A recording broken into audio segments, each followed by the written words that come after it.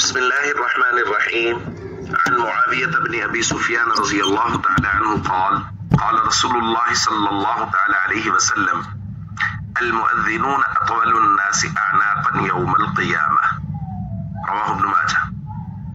नबी करीम सल्लल्लाहु अलैहि वसल्लम ने इरशाद फरमाया, क़ियामत के दिन मुअज्जिनों की गर्दनें सबसे लंबी होंगी।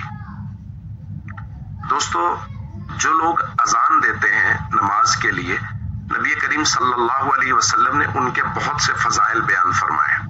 एक तो ये फरमाया कि सबसे ऊंचे कद, सबसे ऊंची गर्दनें उन लोगों की होंगी जो अल्लाह का नाम 5 वक्त बुलंद करते हैं।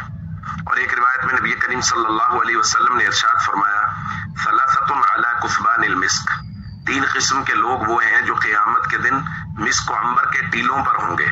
और इनमें से एक वो है रजुलुन युनादी बिस्सलावातिल खम्सी फी कुल्ली यौमिन व लैला, वो शख्स जो 5 नमाजों के लिए दिन और रात में अजान देता है।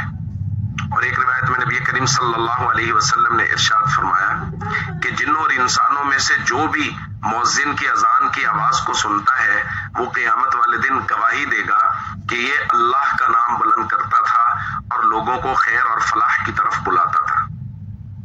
तो नमाज के लिए अजान देना ये अल्लाह की नजर में बहुत पसंदीदा है और नबी करीम सल्लल्लाहु अलैहि वसल्लम ने इसके बहुत से फजाइल बयान फरमाए।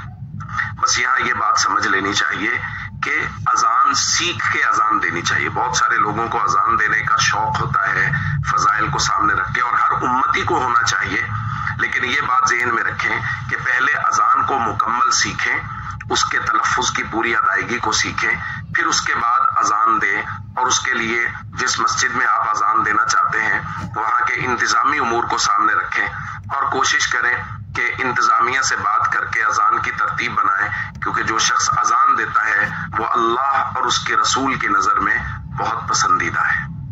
अस्सलामु अलैकुम व रहमतुल्लाहि व बरकातुहू।